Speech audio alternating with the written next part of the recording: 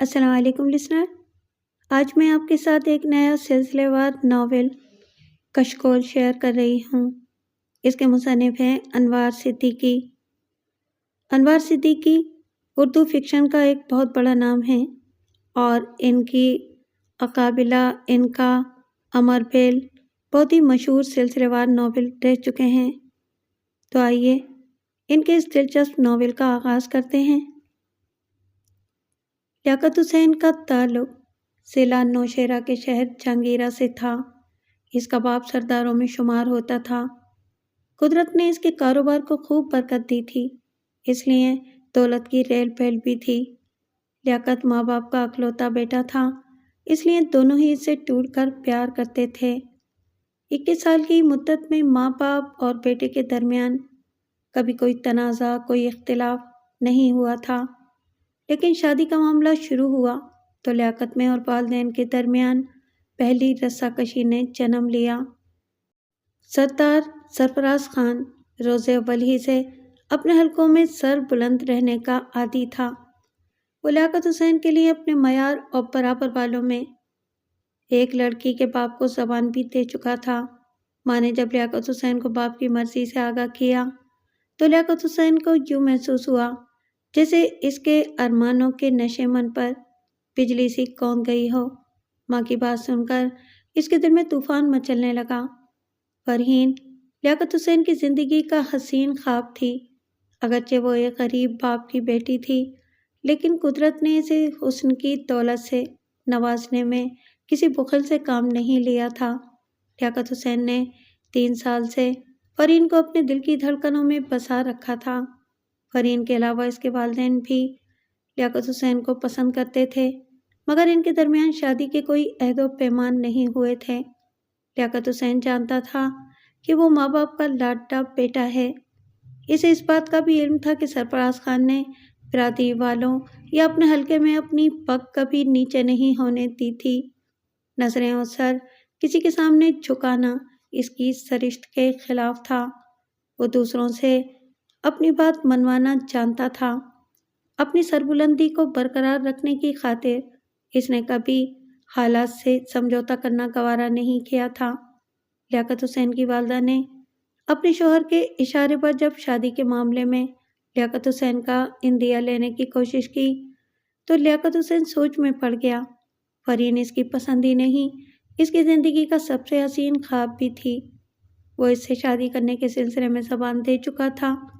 اس نے عہد کیا تھا کہ خواہ سر بلند پہاڑیاں بھی اس کے اور فرحین کے راستے میں حائل ہوئیں تو ان سے بھی ٹکرا جائے گا۔ سرفراز خان کا خون ہونے کی وجہ سے وہ بھی کسی کو زبان دے کر پیچھے ہٹنے کا عادی نہیں تھا، لیکن جب ماں کا مقدس رشتہ درمیان میں حائل ہوا تو وہ سوچ میں ڈوب گیا۔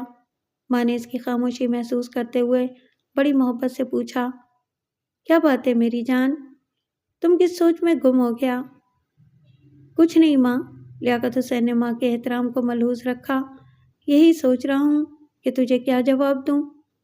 ماں نے لیاقت حسین کے چہرے کے تاثرات پر نظر ڈالی تو اس نے اولاد کے دل کا چور پکڑ لیا۔ وہ ماں تھی، ماں جو اولاد کے ہر سکھ دکھ میں برابر کی شریک ہوتی ہے۔ وہ حساس آلہ ہوتی ہے جو اولاد کے دل کی ایک ایک دھڑکن کو دریافت کر لیتی ہے۔ پھر یہ کیسے ممکن تھا کہ وہ نہ جانتی کہ اس کا بیٹا اس کے جگر کا ٹکڑا فرحین کے عشق کا اسیر ہے۔ ایک پل کو وہ خاموش رہی، پھر مدھم آواز میں بولی، لیاقت میرا جان، تو جانتا ہے کہ تیرا باپ اپنی مرضی کا پکا ہے۔ وہ شاہ پری کے والد کو اپنی زبان دے چکا ہے۔ میں بھی اسی کا خون ہوں ماں۔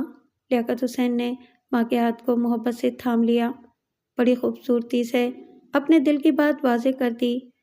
انسان ہو کر پریوں کے بارے میں سوچنا یہ بدعت ہے ماں۔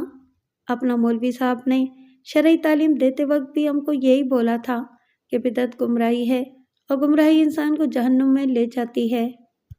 میں واقف ہوں ماں کا جان، یہ بھی خبر ہے کہ تو فرحین کو پسند کرتا ہے۔ فرحین ہم کو بھی بہت پیارا لگتا ہے۔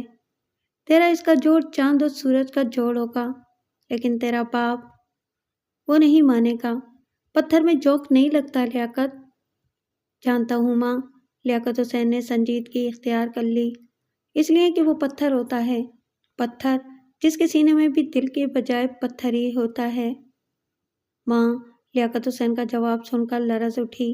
سرفراز خان سے شادی کے بعد اس نے 21-22 سال میں یہ بات سمجھ لی تھی کہ وہ ایک اچھا سردار ہے، بہت ساری خوبیاں بھی ہیں اس میں، لیکن اس نے کبھی کسی معاملے میں سر تسلیم خم کرنا نہیں سیکھا تھا۔ فرین کی خوبصورتی اور حسن اخلاق کی تعریف اکثر خود سرفراز خان نے بھی بیوی سے کی تھی، لیکن ایک غریب لڑکی کو بہو بنانے کا تصور بھی اس کے نزدیک مخمل میں ٹاٹ کا پیمند لگانے سے کم نہ ہوتا۔ وہ اپنی پگ نیچی کرنے پر موت کو ترجیح دینے کا عادی تھا۔ لیاقت حسین نے ماں کی خاموشی میں چھپے کرب کو محسوس کیا تو تڑپ اٹھا۔ تیرے قدموں تلے میرا جنت ہے ماں، تو حکم دے، تیری خوشی کی خاطر ہم اپنا زندگی بھی قربان کر سکتا ہے۔ خدا تجھے سلامت رکھے۔ ماں کی آنکھیں چھلک اٹھیں۔ میں ماں ہوں، میرا جانے جگر، ماں جو اولاد کے لیے اپنا زندگی بھی قربان کر دیتا ہے، اس کے دل کا سکون کو برباد نہیں کرتی میں تیرے راستے کی دیوار نہیں بنوں گی۔ فرین باحیا اور عزت دار لڑکی ہے، میرا دل بھی بولتا ہے کہ وہ تجھے شاہ پری سے زیادہ سکھ دے گی۔ پھر اس نے ماں کو سوالیہ نظروں سے دیکھا۔ میں وعدہ نہیں کرتی، تیرے باپ کو راضی کرنے کا کوشش ضرور کروں گی، ماں نے صدقے دل سے کہا تو لیاقت کو سکون آ گیا، لیکن یہ سکون بڑا عارضی تھا۔ دوسرے ہی دن سرفراز خان نے اسے باہر اپنی بیٹھک میں بلایا۔ تمہارا ماں نے فرین کے لیے ہم سے بولا تھا، لیکن میں شاہ پری کے والد کو زبان دے چکا ہوں۔ پورا جہانگیرہ جانتا ہے کہ سرفراز خان زبان کا دھنی ہے، مرد کا زبان بھی ایک ہوتا ہے۔ لیاقت نے کوئی جواب نہیں دیا، خاموش کھڑا رہا۔ ہم تم کو اپنا فیصلہ سنا چکا، اب تم بولو، سرفراز خان کا فیصلہ منظور ہے یا نہیں؟ میں بھی فرین کو زبان دے چکا ہوں، لیاقت حسین نے مدھم مگر ٹھوس لہجے میں کہا۔ سمجھا، تم کو ہمارا فیصلہ منظور نہیں۔ سرفراز خان اٹھ کر بیٹھک میں ٹہلنے لگا۔ اس کے چہرے کے تناؤ میں ذرہ برابر فرق نہیں آیا۔ کچھ دیر تک وہ کسی کشمکش میں مبتلا رہا، پھر دوبارہ بیٹی کی طرف دیکھ کر بولا، شاہ پری اور تمہارا فرین کا راستہ الگ الگ ہے۔ تم فرین کو زبان دے چکا ہے تو مرد بن کر اپنا قول پورا کرو، لیکن اس کے لیے تمہیں بہت قیمت چکانا ہوگا۔ وہ کیا؟ تم کو ماں باپ، یہ گھر، یہ شہر، یہ ضلع، سب کچھ چھوڑنا پڑے گا۔ سرفراز خان نے اپنا فیصلہ سنا دیا۔ ہم ادھر تمہارا صورت دیکھنا پسند نہیں کرے گا۔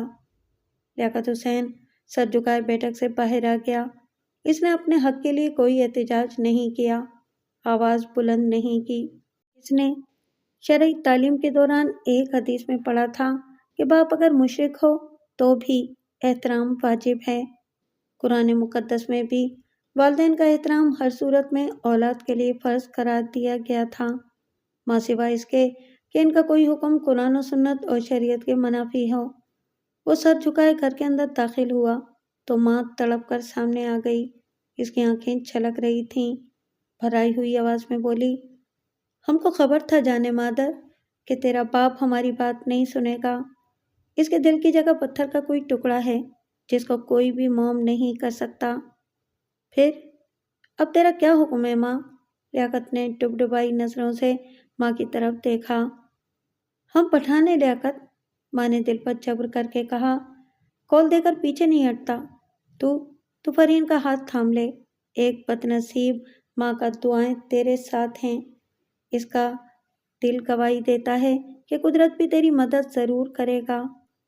لیاقت نے کوئی جواب نہیں دیا، بڑی سعادت مندی سے آگے بڑھ کر ماں کو اپنے سینے سے لگا لیا۔ اس کے لیے ماں کی زبان سے نکلی ہوئی دعائیں ہی ہفت اقلیم کی دولت سے کہیں زیادہ قیمتی تھیں۔ تادیر ماں اور بیٹا ایک دوسرے کے دل کی بے ترتیب دھڑکنوں کا اندازہ لگاتے رہے۔ پھر ماں نے بھرائی ہوئی آواز میں پوچھا، تو فرین کو لے کر کہاں جائے گا؟ کہاں کہاں بھٹکتا پھرے گا ماں کے دل کا ٹکڑا؟ اس کا فکر مت کر ماں، لیاقت حسین نے ماں کو تسلی دی۔ گل خان سے اپنا بچپنے کا یارانہ ہے، وہ کراچی میں کام کرتا ہے، اس کا پتہ میرے پاس ہے۔ ڈھونڈنے سے خدا بھی مل جاتا ہے ماں، وہ تو میرا بچپن کا یار ہے، اور پھر تیری دعائیں بھی تو ہیں میرے ساتھ۔ خدا تجھے ہمیشہ سکھی اور آباد رکھے ماں کی جان۔ ماں پھر لیاقت کو سینے سے لگا کر رونے لگی۔ خود لیاقت کے سینے میں بھی طوفان ٹھاٹے مار رہا تھا۔ وہ بھی صبر کا دامن ہاتھ سے چھوڑ دیتا تو ماں کی خلش اور فزونتر ہو جاتی۔ اس کے راستے میں اور کئی رکاوٹیں بھی آ جاتی۔ سرفراز خان اگر اپنی ہٹ پوری کرنے کی خاطر فرین کے باپ کو بلا کر اس پر بھی اپنا نادر شاہی حکم صادر کر دیتا تو وہ بھی رشتہ دینے سے مجبوراً منہ موڑ لیتا۔ ایک ہفتے کی شش و پنج کے بعد فرین کے بوڑھے والد نے اس کا نکاح خاموشی سے لیاقت حسین کے ساتھ پڑھا دیا۔ شادی کے موقع پر لیاقت کی ماں بھی کسی بہانے شریک ہو گئی۔ اس نے فرین کو گلے لگا کر ڈھیروں دعائیں دے ڈالیں اور لیاقت حسین انہی دعاؤں کے ساتھ خدا کا نام لے کر فرین کا ہاتھ تھام کر کراچی جانے والی بس میں سوار ہو گیا۔ ماں نے کچھ پس انداز کی ہوئی رقم اور کچھ قیمتی زیورات سرفراز خان سے چھپا کر بیٹے کے حوالے کیے تھے۔ بس کا ٹکٹ خریدنے کے بعد بھی اس کے پاس کافی رقم موجود تھی۔ روزمرہ کی ضرورت کا تھوڑا سامان بھی تھا جو ایک چھوٹے سوٹ کیس اور گٹھی کی صورت میں ان کے ساتھ تھا۔ لیاقت حسین کو کسی بات کا ملال نہیں تھا، شاید اس لیے کہ ماں کی محبت بھری دعائیں اور نیک تمنائیں اس کے ساتھ تھیں۔ وہ اس کے لیے آنے والی زندگی کا سب سے قیمتی سرمایہ تھی۔ کراچی پہنچ کر لیاقت کو گل خان کا پتہ تلاش کرنے میں بہت زیادہ دشواری نہیں ہوئی۔ رکشے والے نے اسے اجنبی جان کر لمبا راستہ ضرور اختیار کیا، میٹر کے حساب سے بہت زیادہ پیسے بھی وصول کیے، لیکن بہرحال اسے گل خان کے ٹھکانے تک پہنچا دیا تھا۔ ماں کی دعائیں ساتھ تھیں، اس لیے گل خان کی تلاش کے بعد سر چھپانے کا دوسرا مرحلہ بھی آسانی سے طے ہو گیا۔ گل خان کراچی کی قدیم بستی خاموش کالونی میں رہتا تھا، جہاں غریب طبقے اور مختلف فرقے کے لوگ ایک زمانے سے مل جل کر رہتے تھے۔ غریبوں کی اس بستی کا نام حاجی فرید گوٹ بھی ہے۔ یہیں سڑک سے ملحقہ برسوں پرانا قبرستان بھی تھا جو گوجر نالے کے قریب واقع ہے۔ اسی قبرستان کے بائیں ہاتھ پر بے شمار کچے پکے مکانات بھی موجود ہیں جو زبان خاموشی سے اپنی مکینوں کی غربت کا احوال سناتے نظر آتے ہیں۔ گل خان جس 1.5 کمرے کے مکان میں رہتا تھا، اس کا دروازہ بستی کی جانب کھلتا تھا اور ایک کھڑکی قبرستان کی سمت کھلتی تھی۔ کچھ عرصے لیاقت حسین نے گل خان کے گھر مہمانداری میں گزارے، مگر پھر جگہ کی کمی کے باعث اسے اپنی الگ رہائش کا انتظام کرنا پڑا، لہٰذا اسے بھی اسی قطار میں 4-5 گھر چھوڑ کر ایک مکان 800 روپے ماہوار پر مل گیا، جس پر پکی چھت کے بجائے سیمنٹ کی چادریں پڑی تھیں۔ اس کا ایک دروازہ اور کھڑکی قبرستان کی طرف کھلتی تھی، جبکہ ایک دروازہ دوسری جانب بھی تھا۔ لیاقت حسین کے لیے یہ گھر بھی فرین کے ساتھ زندگی گزارنے کے لیے کسی جنت سے کم نہیں تھا، مگر ایک بات اس کی پریشانی کا سبب بنی تھی۔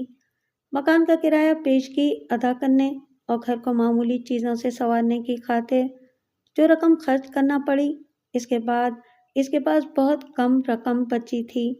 البتہ زیور محفوظ تھا، مگر وہ اسے گنوانا نہیں چاہتا تھا۔ گل خان نے وعدہ کیا تھا کہ وہ اس کے لیے جلد ہی کہیں کام دھندا تلاش کرنے کی کوشش کرے گا۔ خود لیاقت حسین بھی صبح نکلتا اور روزی روزگار کی تلاش میں مارا مارا پھرتا، رات گئے گھر آتا تو تھک ہار کر سو رہتا۔ فرین کو تنہائی کی پریشانی اس لیے نہیں تھی کہ گل خان کی بیوی سرینا اور وہ بہت جلد ایک دوسرے سے سگی بہنوں کی طرح گھل مل گئی تھیں۔ وقت جیسے جیسے گزرتا گیا، لیاقت حسین کی پریشانی بڑھتی گئی۔ اسے کراچی آئے 20 دن گزر چکے تھے، لیکن ابھی تک وہ برسرِ روزگار نہیں ہوا تھا۔ یہ خیال اسے اندر ہی اندر پریشان کر رہا تھا کہ اگر کوئی کام نہ ملا تو روکی سوکھی کھانے کے لیے بھی جیب کی تنگی اسے پریشان کرتی رہتی۔ وہ مرد تھا، تنہا ہوتا تو حالات سے مقابلہ کر لیتا، لیکن اپنے سے زیادہ اسے فرین کی فکر تھی، جس نے نامساعد حالات میں بھی اس کا ہاتھ تھامنے سے گریز نہیں کیا تھا۔ بزرگوں کا قول ہے کہ انسان دوسروں کے ساتھ نیکی کرے تو خداوند کریم بھی اس پر اپنی رحمتوں کا در کھول دیتا ہے۔ ایک ایسے ہی حادثے نے لیاقت حسین کی ہر مشکل آسان کرتی۔ ایک شام وہ تھکا ماندہ واپس اپنی بستی میں داخل ہوا تو ایک 2 منزلہ مکان کی نچلی منزل میں واقع دکانوں میں آگ کے شعلے بھڑک رہے تھے۔ خاصا ہجوم اکٹھا تھا۔ لیاقت حسین بھیڑ چیرتا ہوا آگے بڑھا۔ مکان کے باہر ایک ادھیڑ شخص کھڑا لوگوں سے فریاد کر رہا تھا، خدا کے لیے کوئی میری مدد کرے، میری بوڑھی معذور ماں اور بیوی اندر موجود ہیں، انہیں بچا لو، میرے بھائیوں، تمہیں خدا کا واسطہ۔ آگ کے شعلے بھڑک رہے تھے۔ لوگ اس کے اندر چھلانگ مار کر اپنی زندگی داؤ پر لگانے سے کترا رہے تھے، لیکن بوڑھے کی رکت بھری آواز لیاقت حسین کی مردانگی کو جھنجھوڑ رہی تھی۔ اسے فرین کا خیال بھی تو تھا، لیکن یکلخت اسے یاد آ گیا کہ بچپن میں قرآن مقدس حفظ کرتے ہوئے ایک دن اس کے معلم نے کہا تھا، میرے بچوں، ایک بات گرہ سے باندھ لو، رسول مقبول صلی اللہ علیہ وآلہ وسلم کا فرمان ہے کہ جب تو مدد طلب کرے تو اللہ ہی سے مدد مانگ۔ یاد رکھ، ساری دنیا جمع ہو کر تجھے فائدہ پہنچانا چاہے تو وہ تجھے کسی بات کا فائدہ اور نفع نہیں دے سکتے سوائے اس کے کہ جو اللہ تعالیٰ نے تیرے لیے مقدر کر رکھا ہے، اور اگر سارے لوگ مل کر تجھے نقصان پہنچانا چاہیں تو وہ تیرا کچھ بھی نہیں بگاڑ سکتے سوائے اس نقصان کے جو اللہ تعالیٰ نے تیرے لیے مقدر کر رکھا ہو۔ اس لیے میرے بچوں، کبھی نیکی کرتے وقت کسی نفع نقصان کی فکر نہ کرنا۔ جو کچھ تمہارے مقدر میں لکھ دیا گیا ہے اسے کوئی قوت ٹال نہیں سکتی۔ لیاقت حسین کو معلم کے کہے ہوئے جملے یاد آئے تو جیسے کسی غیبی قوت نے اسے ایک معذور عورت کی زندگی بچانے کی خاطر آمادہ کر دیا۔ ہجوم اسے روکتا رہا، لیکن وہ خدا کا نام لے کر شعلوں کو پھلنگتا نظروں سے غائب ہو گیا۔ ہجوم میں چیمگوئیاں شروع ہو گئیں۔ ادھیڑ عمر کے متاثرہ فریادی کے دل سے لیاقت حسین کے لیے دعا نکلنے لگی۔ پھر لوگوں نے دیکھا کہ لیاقت حسین جھلسنے کے باوجود معذور عورت اور اس کی بہو کو شعلوں سے چھین کر لے آیا۔ اس کے بعد اسے اپنا ہوش نہیں رہا۔ جھلسے ہوئے لباس کی تپش اور سانس کی گھٹن نے اسے بے ہوش کر دیا۔ 2 روز بعد اسے ہوش آیا تو فرین اس کے سرانے موجود تھی۔ خدا کا شکر ہے کہ تم بچ گئے، اس نے آنسوؤں کو پلو میں جذب کرتے ہوئے بڑے پیار سے کہا۔ بہت سارے لوگ تمہیں دیکھنے کو آ چکا ہے۔ جس کا ماں کو تم نے بچایا، اس کا بیٹے کا لڑکا بھی گل بھائی کے ساتھ دن میں 6 چکر لگاتا ہے۔ اسی خدا کے بندے نے تمہارے علاج کے لیے دوا دارو بھی کیا ہے، لیکن تم آگے کچھ نہ کہنا لیاقت کا، زندگی میں اور تمہارا فکر نہ کروں، یہ بات پھر کبھی بھول کر بھی نہ سوچنا۔ لیاقت حسین نے بیوی کی بات کا مفہوم بھانپ لیا تھا۔ اس کا ہاتھ تھام کر بولا، ہم نے خدا کا نام لے کر جس عورت کا زندگی بچانے کی کوشش کیا تھا وہ اب کیسا ہے؟ وہ اسپتال میں ہے، لیکن شکر ہے کہ تمہارا جسم آگ سے نہیں جلا، 1-2 چھوٹا موٹا زخم ادھر ادھر آیا ہے۔ اس واسطے بوڑھے کا بیٹا تمہارے لیے ایک مرہم دے گیا تھا، وہ ہم برابر لگاتا رہتا ہے۔ تم ہمارے قریب ہے تو پھر سارے زخم بھی اوپر والے کی مرضی سے بھر جائیں گے۔ سرینا بہن اور گل بھائی تمہارے واسطے بہت فکر مند ہے، دونوں نے ہمارا بہت ساتھ دیا ہے، فرین نے کہا۔ 2 روز سے سرینا اور گل بھائی ہمارے واسطے کھانا اور ناشتہ بھی لاتا ہے۔ لیاقت حسین اور فرین کی گفتگو جاری تھی کہ باہر سے گل خان نے آواز دی۔ فرین نے اٹھ کر دروازہ کھولا، پھر لپک کر پردے میں چلی گئی۔ 2 منٹ بعد گل خان لیاقت حسین کے کمرے میں داخل ہوا۔ اس کے ساتھ ایک جوان آدمی اور بھی تھا۔ بھائی سے ملو، گل خان نے اس کا تعارف کرایا۔ یہ اس عورت کا پوتا ہے جس کو تم نے بچایا تھا۔ اب آپ کی طبیعت کیسی ہے؟ نوجوان نے کہا، جس کا نام احمد شاہ تھا۔ بڑی اپنائیت سے لیاقت حسین سے دریافت کیا۔ سب اوپر والے کا کرم اور آپ کا مہربانی ہے۔ گل خان کے پیچھے پیچھے زرینہ بھی آ گئی تھی۔ اس نے فرین کے ساتھ مل کر قہوہ تیار کر کے باہر بھیج دیا۔ احمد شاہ، گل خان اور لیاقت حسین کے درمیان قہوہ پینے کے دوران بہت ساری گفتگو ہوتی رہی۔ پھر احمد شاہ نے پوچھا، لیاقت بھائی، گل خان نے بتایا ہے کہ آپ کو ملازمت کی تلاش ہے؟ جی ہاں۔ لیاقت حسین نے احمد شاہ کو امید بھری نظروں سے دیکھا۔ کیا آپ اس سلسلے میں ہمارا کوئی مدد کر سکتا ہے؟ آپ اپنا فرض پورا کر چکے، اب میرے اوپر بھی کچھ فرض بنتا ہے۔ احمد شاہ نے بے تکلفی سے کہا، میں کلفٹن کے علاقے میں ایک بڑے تاجر کے گھر ڈرائیور کی حیثیت سے ملازم ہوں۔ میں نے موقع نکال کر آپ کا ذکر کیا تھا صاحب سے۔ پھر لیاقت حسین کی بے چینی پڑنے لگی۔ ان کے پاس فی الحال کوئی اسامی خالی نہیں ہے۔ لیاقت حسین کی نظروں میں امید کے روشن ہونے والے دیے ٹمٹمانے لگے۔ لیکن آپ فکر نہ کرو، احمد شاہ نے کچھ توقع سے کہا، سیٹھ عثمان صاحب سے بھی اپنی تھوڑی بہت سلام دعا ہے، اپنے صاحب سے بھی ان کا بہت یارانہ ہے۔ کل میرا ڈیوٹی نہیں ہے، میں ایسا کرتا ہوں کہ آپ کو ڈائریکٹ عثمان صاحب کے بنگلے پر لے چلتا ہوں۔ دل کہتا ہے کہ وہ میری بات پر غور ضرور کریں گے۔ گل خان نے بھی احمد شاہ کی ہاں میں ہاں ملائی تو لیاقت حسین بھی آمادہ ہو گیا۔ دوسرے دن احمد شاہ سے اپنی ہونڈا موٹر سائیکل پر بٹھا کر سیٹھ عثمان کے بنگلے پر لے گیا۔ اس وقت صبح کے کوئی 11 بجے کا عمل رہا ہوگا۔ لیاقت حسین نے باہر ہی سے سیٹھ عثمان کی عالیشان کوٹھی پر نظر ڈالی تو اس کا دل اندر سے ڈوبنے لگا۔ 1000 مربع گز پر تعمیر شدہ وہ کوٹھی بے حد خوبصورت تھی۔ باہر گیٹ پر ایک پاوردی گارڈ بھی موجود تھا۔ لیاقت حسین کو وہاں اپنی دال گلتی نظر نہیں آئی۔ وہ معمولی درجے کی شلوار قمیض میں ملبوس تھا، سیدھا سادہ آدمی تھا، اس لیے اس نے احمد شاہ کی موٹر سائیکل رکتے ہی دبی زبان میں کہا، بھائی احمد شاہ، میرا بات مانو تو واپس لوٹ چلو۔ کیوں بھلا؟ ادھر تو ہم کو اندر جانے کا اجازت بھی مشکل سے ملے گا، میرا وجہ سے تمہیں بھی شرمندگی ہوگا۔ اوہ، احمد شاہ مسکرا دیا، آپ فکر نہ کریں، یہ کراچی ہے، جہاں ایک ہی علاقے میں مختلف چھتوں کے نیچے مختلف ذہنیتوں کے لوگ سانس لیتے ہیں۔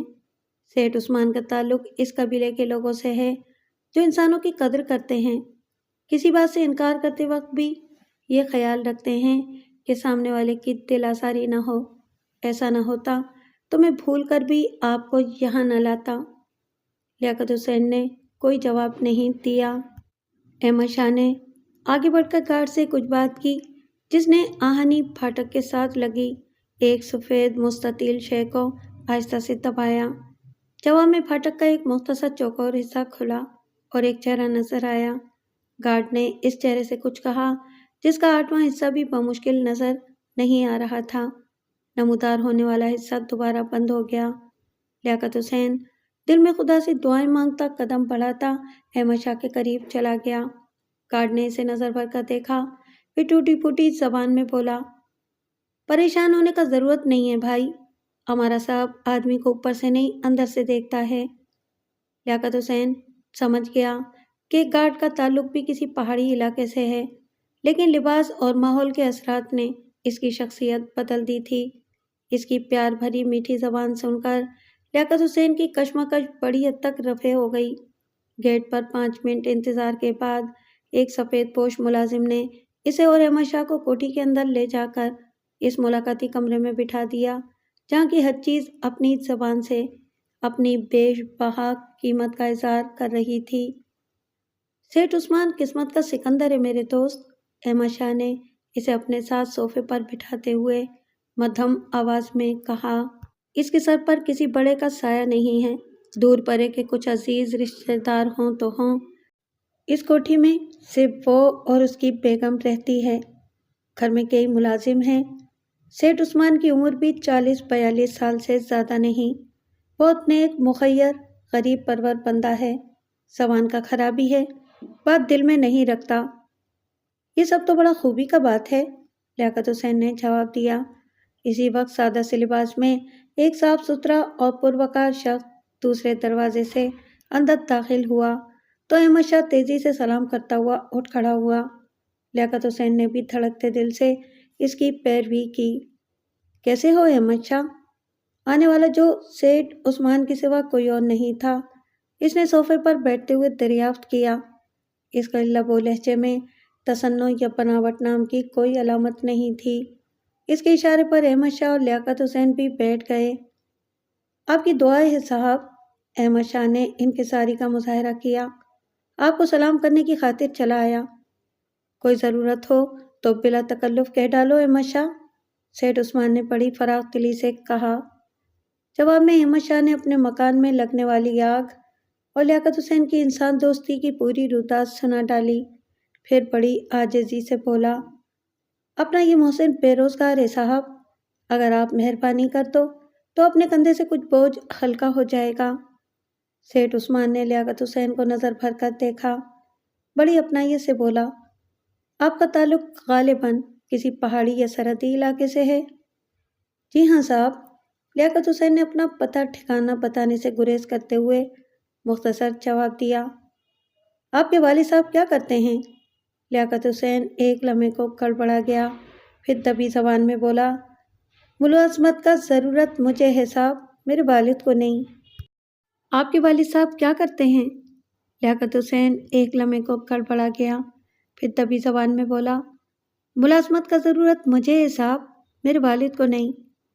اوہ، سیٹھ عثمان نے مسکرا کر کہا، شاید آپ کسی وجہ سے بتانا پسند نہیں کر رہے۔ ایسی ہی بات ہے صاحب، آپ کو کس قسم کے کام آتے ہیں؟ میرا مطلب یہ ہے کہ کوئی ایسا کام جو آپ کو پسند ہو۔ ضرورت انسان کو سب کچھ کرنے پر مجبور کر دیتی ہے صاحب، آپ جو بولے گا میں انکار نہیں کروں گا۔ سیٹھ عثمان کی نظریں لیاقت حسین کا جائزہ لے رہی تھیں، وہ اسے اپنے تجربے اور مشاہدے کی کسوٹی پر پرکھ رہا تھا۔ کمرے میں 1 منٹ تک خاموشی مسلط رہی، پھر سیٹھ عثمان نے پہلو بدل کر کہا، آپ مجھ سے کتنی تنخواہ کی توقع رکھتے ہیں؟ 2 ٹائم کا کھانا عزت سے مل جائے، گھر کا کرائے کے لیے کسی کے آگے ہاتھ نہ پھیلانا پڑے۔ انسان کو اس سے زیادہ کا لالچ نہیں کرنا چاہیے۔ آگے اوپر والا مالک ہے صاحب، وہ ناراض نہ ہو، اسی میں بندے کا بھلائی ہے۔ چلیں اسی اعتبار سے بتا دیں کہ آپ کی تنخواہ کتنی ہونی چاہیے کہ آپ کا گزارا بھی ہو جائے اور خدا کے سوا کسی کے آگے ہاتھ بھی نہ پھیلانا پڑے۔ لیاقت حسین دلی دل میں اپنی روزمرہ کی ضرورتوں اور دیگر اخراجات کا حساب لگانے لگا۔ یہ فکر بھی لاحق تھی کہ اگر ملازمت نہ ملی تو مکان کا کرایہ، 2 وقت کی روٹی بھی ملنا مشکل ہوگی۔ اپنا گزارا 3 ساڑھے 3 ہزار میں بھی ہو جائے گا صاحب، اس نے کسمسا کر بڑی عاجزی سے کہا۔ یہ کراچی ہے بھائی لیاقت، احمد شاہ نے اسے سمجھایا، تم کو ابھی ادھر کے بازار کا بھاؤ نہیں معلوم۔ چھوڑو احمد شاہ، سیٹھ عثمان نے اٹھتے ہوئے نہایت اپنائیت سے کہا، تنخواہ کا فیصلہ مجھ پر چھوڑ دو۔ احمد شاہ کے ساتھ لیاقت حسین بھی اٹھ کھڑا ہوا، پھر اس وقت اس کی آنکھیں چھلک پڑیں جب سیٹھ عثمان نے جیب سے اپنا پرس نکال کر 100 کے 10 نوٹ لیاقت حسین کو دیتے ہوئے کہا، اس رقم سے تم اپنے لیے 2 جوڑے سفید سلوا لینا، اجلے اور سفید مجھے پسند ہیں، اور یہ رقم نہ تمہاری تنخواہ کی مد میں ہے اور نہ ہی ایڈوانس۔ 1 تاریخ سے ادھر میرے بنگلے پر آ جانا، کام اور تنخواہ کا فیصلہ کر کے میں احمد شاہ کو 1-2 روز میں بتا دوں گا، باقی باتیں یہ تمہیں سمجھا دے گا۔ صرف ایک بات کا خیال ہمیشہ رکھنا، میں دروغ گوئی اور کام چوری کو پسند نہیں کرتا۔ لیاقت حسین نے کانپتے ہاتھوں سے رقم لے لی، پھر یہ کہہ کر باہر آ گیا، ہم آپ کو کبھی شکایت کا موقع نہیں دے گا صاحب، آپ کا اس احسان کو بھی ہمیشہ یاد رکھے گا، یہ ایک مرد کا زبان ہے۔ 6 ماہ گزر گئے، لیاقت حسین کی زندگی بڑے آرام اور سکون سے گزر رہی تھی۔ اس کی ماہانہ تنخواہ 4,000 روپے مقرر کی گئی تھی، جو اس کی توقع سے کہیں زیادہ تھی۔ فرید نے کئی بار نماز شکرانہ ادا کی تھی، لیکن لیاقت حسین کو آسودہ زندگی گزارنے کے بعد بھی قلبی سکون نہیں تھا۔ جو کام اسے لیا جا رہا تھا وہ برائے نام تھا، اسے بنگلے کے اندر چوکیداری کے فرائض سر انجام دینے پڑ رہے تھے۔ 8 گھنٹے کی ڈیوٹی میں وہ بنگلے کے اندر 12-15 چکر لگاتا، پھر واپس آ کر اپنی کرسی پر بیٹھ جاتا۔ اس کا خیال تھا کہ احمد شاہ کی سفارش پر سیٹھ عثمان نے اسے خدا ترسی کے طور پر مدد کرنے کی خاطر اندرونی بنگلے کے اطراف کی چوکیداری سونپ دی تھی۔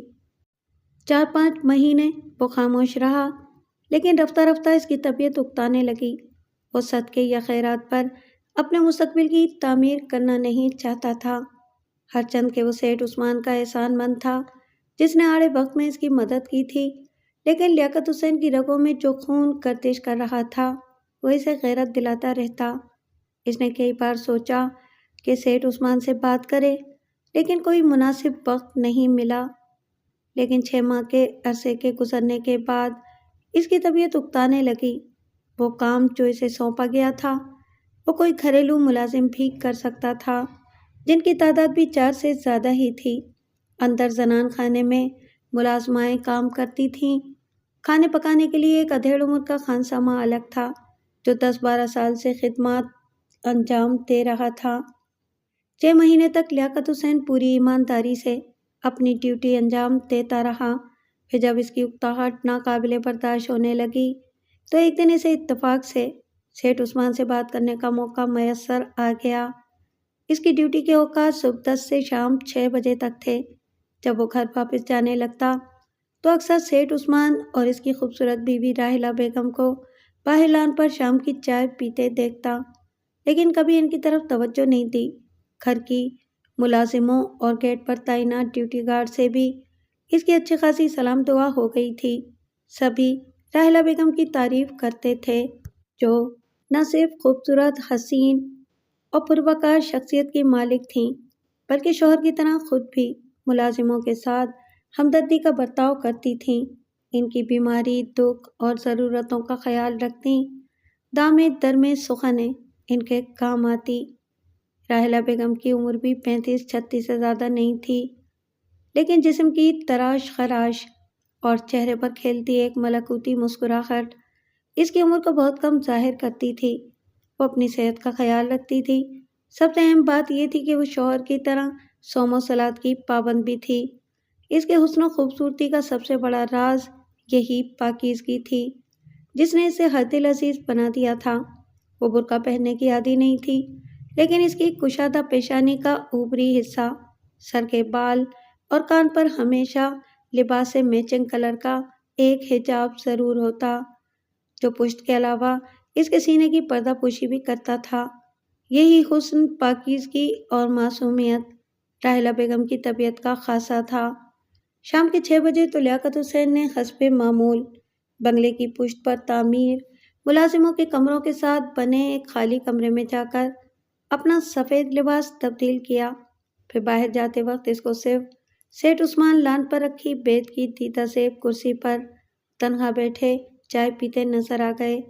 باقی 4-5 کرسیاں خالی تھیں۔ میز پر چائے اور کھانے پینے کا سامان موجود تھا۔ شاید راحلہ بیگم کسی کام سے اندر چلی گئی تھیں یا ابھی باہر ہی نہیں آئی تھیں۔ بہرحال لیاقت حسین غیر اختیاری طور پر قدم اٹھاتا سیٹھ عثمان کے قریب جا کر رک گیا۔ اس کے شعور میں ابھی تک یہی بات اور یہی خیال کچوکے لگا رہا تھا کہ سیٹھ عثمان نے صرف اس کی مدد کی خاطر خدا ترسی کی بنیاد پر ملازم رکھ لیا ہے۔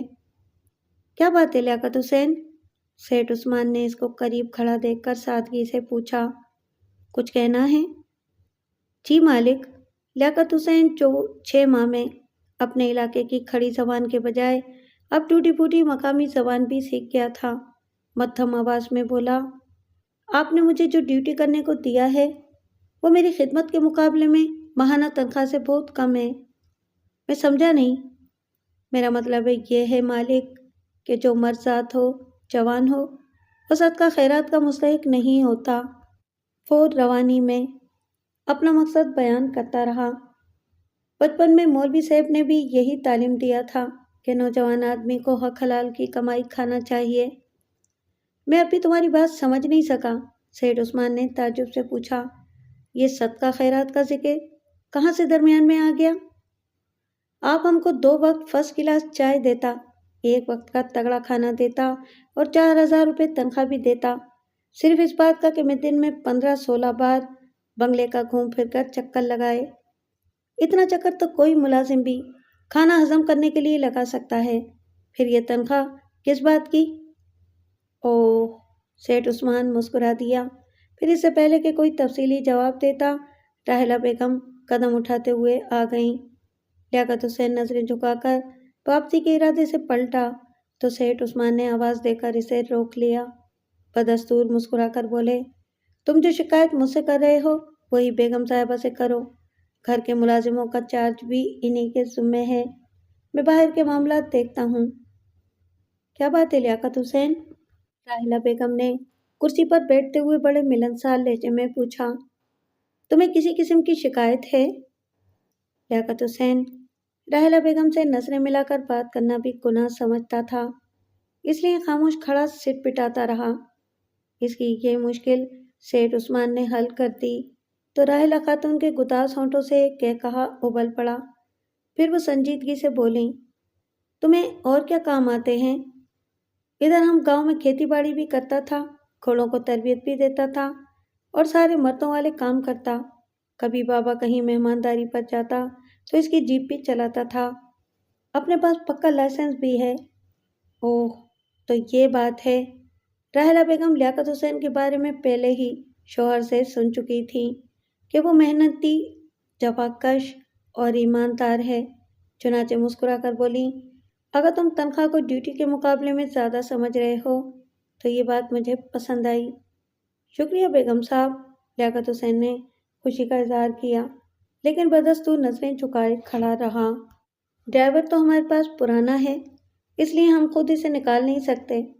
ہاں، اگر تمہیں کھیتی باڑی سے شوق ہے تو پھر تم مالی بابا کے ساتھ مل جل کر پودوں کی دیکھ بھال کر لیا کرو، وہ بوڑھے آدمی ہیں، تمہیں دعا بھی دیں گے۔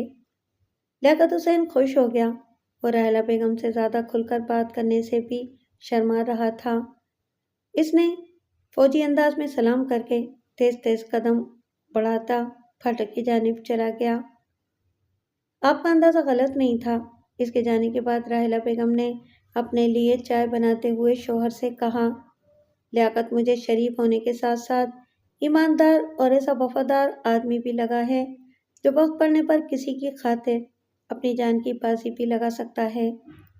میں نے اسی لیے وقتی طور پر اسے ملازم رکھ لیا تھا، ورنہ آپ بھی جانتی ہیں آپ کا یہ خادم کاروباری آدمی ہے، یہاں بات بات پر دشمنیاں جنم لیتی ہیں، اسی لیے دن رات ہمارے مسلح آدمی بنگلے کے اطراف سادہ لباس میں اپنی ڈیوٹی انجام دیتے رہتے ہیں۔ لیاقت حسین نے آپ کے آنے سے پیشتر طبی زبان میں اپنی تنخواہ کو صدقہ خیرات سے تعبیر دے کر مجھے بھی خاص طور پر بے حد متاثر کیا ہے۔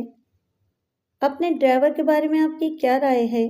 راحلہ بیگم نے شوہر کی بات سن کر سنجیدگی سے دریافت کیا۔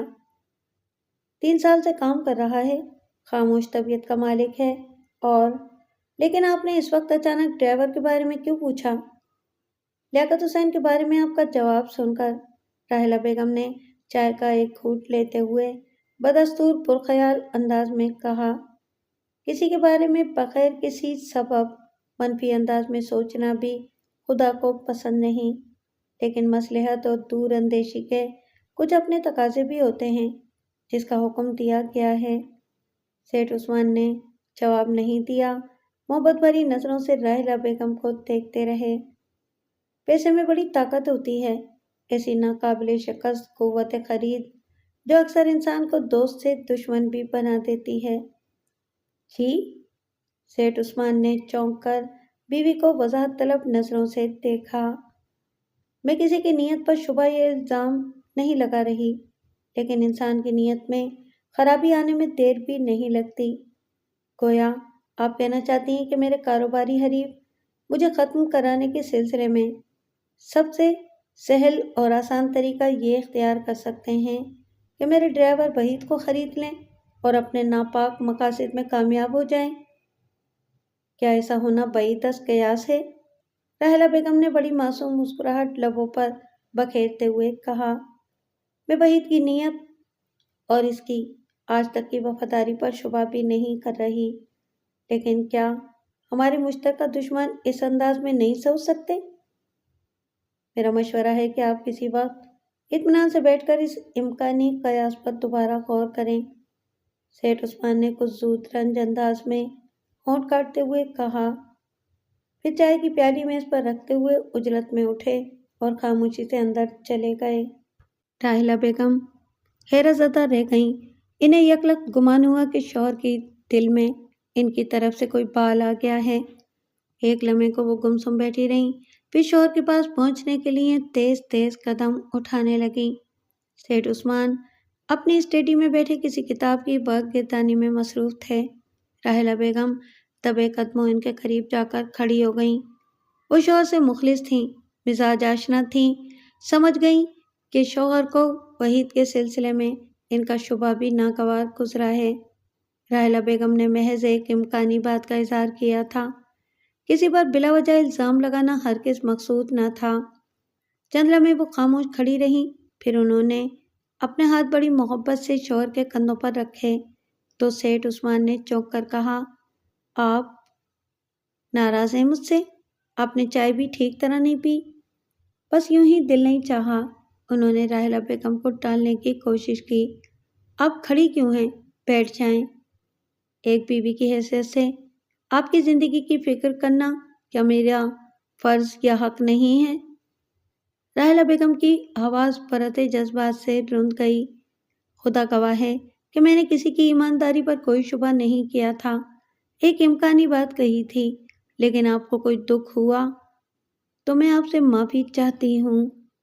سیٹھ عثمان تیزی سے اٹھے۔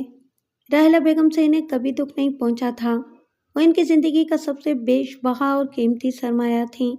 ان کے درمیان شادی کے 9 سال بعد بھی کوئی اولاد نہیں ہوئی تھی۔ خود راحلہ بیگم کو بھی اس کا احساس تھا، لیکن سیٹھ عثمان نے کبھی اشارتاً بھی اس موضوع پر زبان نہیں کھولی تھی۔ وہ دیندار آدمی تھے، جانتے تھے کہ خدا کی مرضی کے بغیر کچھ بھی ممکن نہیں۔ اس وقت انہیں وحید کے سلسلے میں راحلہ بیگم کی بات گراں ضرور گزری تھی، لیکن وہ خفا نہیں تھے۔ صرف بیوی کو یہ احساس دلانا مقصود تھا کہ بلا وجہ بھی کسی کے بارے میں اس وقت تک برا نہ سوچو جب تک تمہارے شبے کی تصدیق نہ ہو جائے۔ لیکن بیوی نے جب معافی طلب کی تو ان کے اندر محبت کا جذبہ ٹھاٹھیں مارنے لگا۔ انہوں نے اٹھ کر راحلہ بیگم کو ہاتھ پھیلا کر اپنی باہوں کے حلقے میں لیا اور بڑی محبت اور انکساری سے بولے، آپ کو میری جان کی قسم دوبارہ کبھی یہ خیال بھی دل میں نہ آنے دیجیے گا کہ میں زندگی میں کبھی آپ سے ناراض ہونے کا سوچ بھی سکتا ہوں۔ شوہر کے جملوں نے راحلہ بیگم کی پریشانی دور کر دی۔ پل بھر کے لیے جو احساس انہیں کچوکے لگاتا رہا تھا وہ جاتا رہا۔ دل کا غبار چھٹا تو انہوں نے خمار آلود نظریں اٹھا کر شوہر کو دیکھا، التجا آمیز محبت کے لہجے میں کہا، آپ کو میری جان کی قسم دوبارہ کبھی یہ خیال بھی دل میں نہ لائیے گا۔ میری درخواست ہے کہ کبھی اپنے راحلہ سے ایک پل کے لیے بھی خفگی کا اظہار نہ کیجیے گا۔ آپ شوہر ہیں، آپ کو خوش رکھنا، آپ کے اچھے برے کا خیال رکھنا میرا حق ہے، مجھے اس حق سے کبھی محروم نہ کیجیے گا۔ وعدہ رہا، سیٹھ عثمان نے بیوی کی غزالی آنکھوں میں ڈوب کر کہا۔ پھر دوبارہ اپنی محبت اور عقیدت کا اظہار کرتے ہوئے راحلہ کی پیشانی چوم لی۔ پل بھر میں فضا جس پر بس لمحے بھر کو ہلکا سا غبار طاری ہوا تھا، ساری کثافتوں سے پاک ہو گئی۔ راحلہ بیگم نے دوبارہ چائے بنا کر دی، پھر دونوں محبت بھری باتوں میں محو ہو گئے، ساری دھند دور ہو گئی۔ دونوں اس طرح گھل مل کر باتیں کرنے لگے جیسے کچھ ہوا ہی نہ تھا۔ لیاقت حسین ہر چند کے مالی کا ہاتھ بترانے والی بات سن کر وقتی طور پر خوش ضرور ہوا۔ راحلہ بیگم کی فراخ دلی نے اسے اس گھر کا مزید نمک خوار بنا دیا۔ بوڑھا مالی بھی خوش تھا کہ لیاقت حسین کے ہاتھ بٹانے سے کچھ دیر اسے آرام کرنے کا موقع مل جاتا۔ مالی ایک سائے میں بیٹھا اپنے تجربے کی روشنی میں ہدایات دیتا رہتا۔ لیاقت حسین کسی ہونہار شاگرد کی طرح اس کی باتوں پر عمل کرتا رہا۔ پھر اس نے مالی بابا سے پوچھنے کے بعد کیاری کے اطراف میں گلاب کی قطار لگا دی۔ راحلہ بیگم نے 10-15 دن بعد کیاری کی طرف ننھے منھے پودوں اور ان کی معصوم ٹہنیوں پر ننھے منھے سرخ گلاب کے پھول کھلے دیکھے تو خوش ہو گئیں۔ اس بار اور اس روز انہوں نے مالی بابا کی سفارش پر لیاقت حسین کو پورے 100 روپے بطور انعام میں دیے۔ 2 مہینے اور گزر گئے۔ لیاقت حسین کی وفاداری اور ایمانداری نے سیٹھ عثمان کے بعد راحلہ بیگم کی نظروں میں بھی ایک مقام حاصل کر لیا۔ اس نے جو محنت کی تھی وہ رائے گاہ نہیں گئی۔ وقت اپنی مسافت طے کرتا رہا، سبھی خوش تھے، لیکن اس دن سیٹھ عثمان شام کو دفتر سے لوٹے تو لیاقت حسین نے بھی محسوس کیا کہ وہ کچھ تھکے تھکے اور پریشان سے لگ رہے ہیں۔ لیاقت حسین نے معمول کے مطابق انہیں سلام کیا۔ سیٹھ عثمان نے جواب دیا، لیکن خلاف توقع اس کی خیریت دریافت کیے بغیر تیزی سے گھر کے اندر چلے گئے۔ راحلہ بیگم نے شوہر کے چہرے کو دیکھتے ہی اندازہ لگا لیا کہ ان کی خاموشی کے پیچھے کوئی گہری فکر ضرور لاحق ہے۔ انہوں نے فوراً ہی بات چھیڑنا مناسب نہیں سمجھا۔ اندر لاؤنج میں شام کی چائے کا اہتمام کرنے لگیں۔ سیٹھ عثمان لباس تبدیل کر کے ہاتھ منہ دھو کر آئے اور لوازمات سے انصاف کرنے میں مصروف ہو گئے۔ وہ روزمرہ کی طرح باتیں بھی کرنے لگے، لیکن راحلہ بیگم کا دل گواہی دے رہا تھا کہ کہیں نہ کہیں کوئی ایسا مسئلہ ضرور ہے جسے وہ چھپانے یا ٹالنے کی کوشش کر رہے تھے۔ چائے کے دوران راحلہ بیگم بھی روز کی طرح ہنستی بولتی رہیں۔ جب ان کے اشارے پر ملازم ناشتے کا سامان سمیٹ کر لے گیا تو سیٹھ عثمان روزمرہ کے معمول کے مطابق کچھ دیر آرام کرنے کی خاطر دیوان پر لیٹ گئے۔ راحلہ بیگم حسب معمول ان کے برابر صوفے پر بیٹھ گئیں۔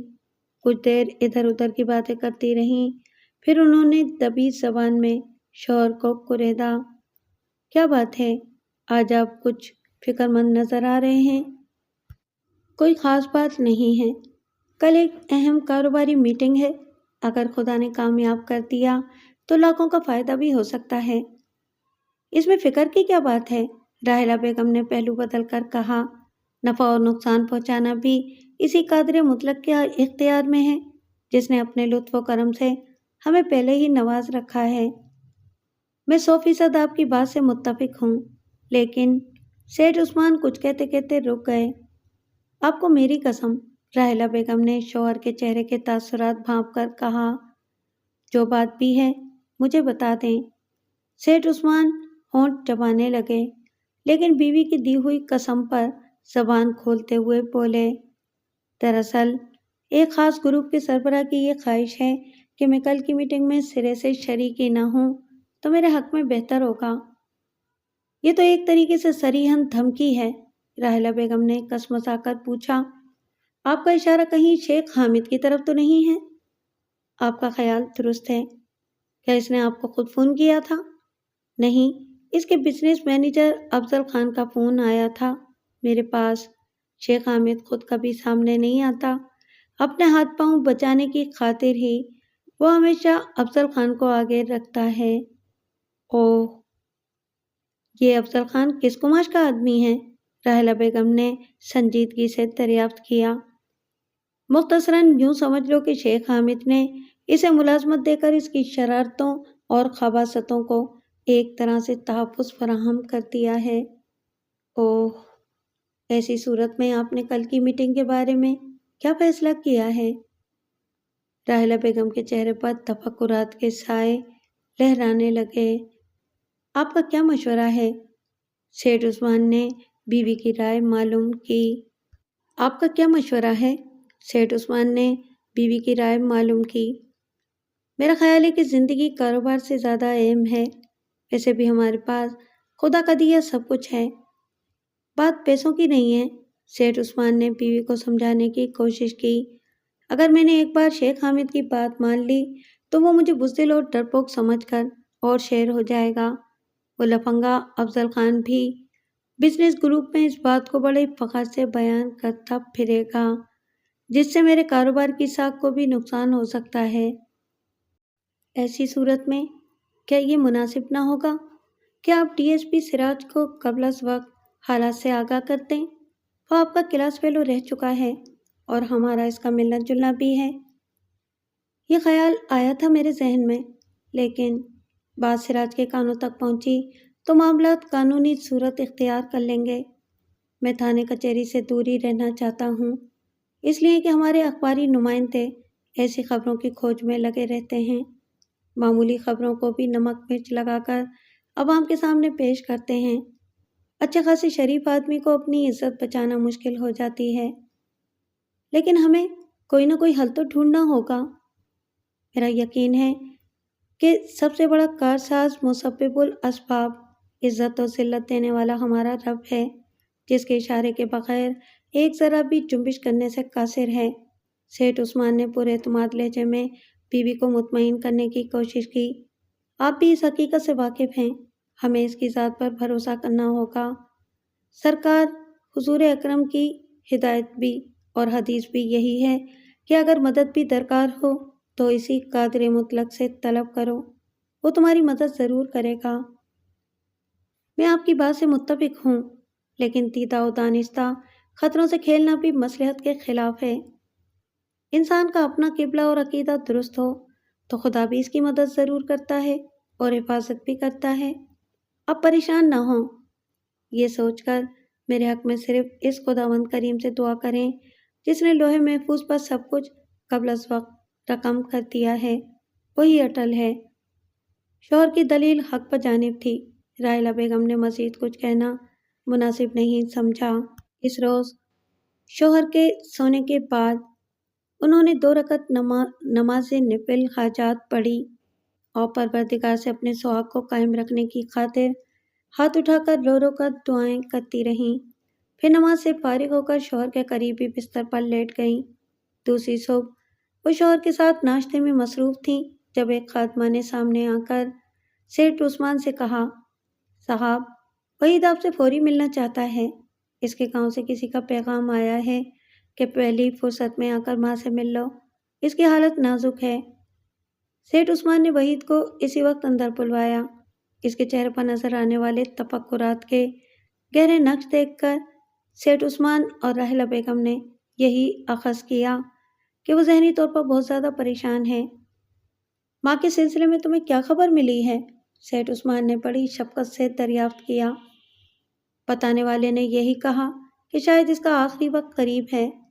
وحید نے پریشان لہجے میں کہا، ویسے بھی اس غریب کی بیماریاں اس کا پیچھا پکڑے ہوئے ہیں۔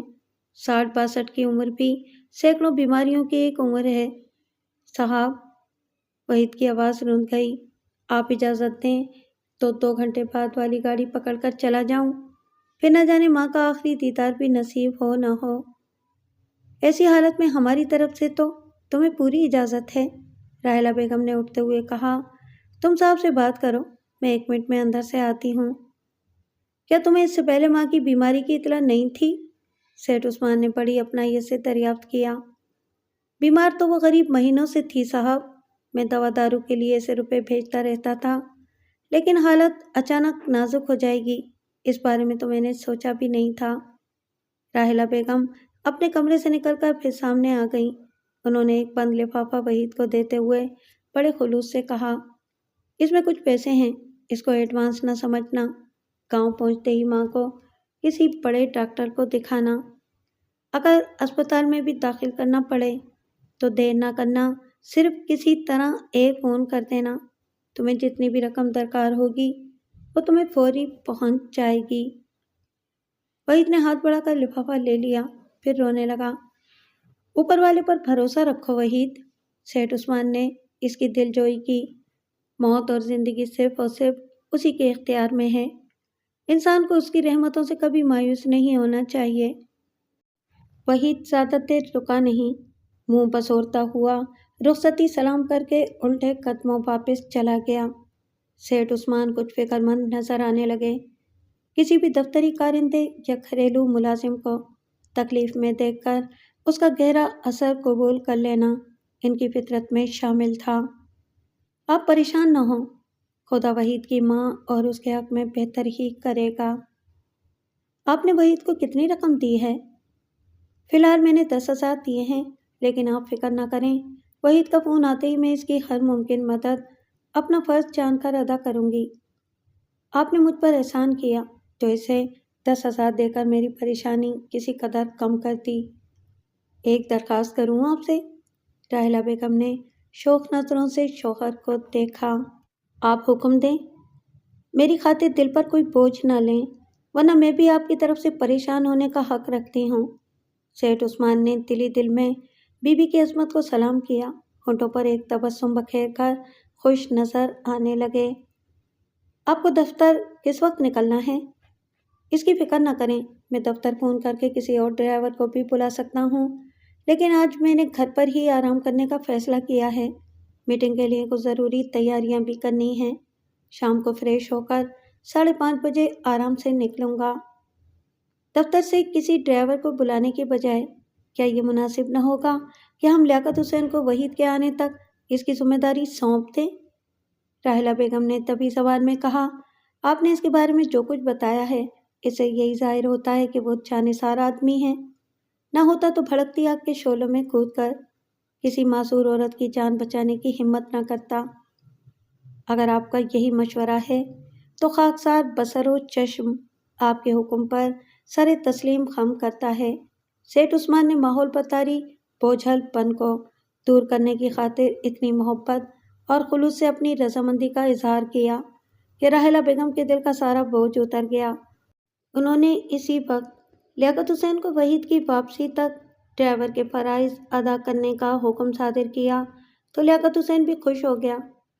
سیٹھ عثمان اٹھ کر اپنی خوابگاہ میں چلے گئے۔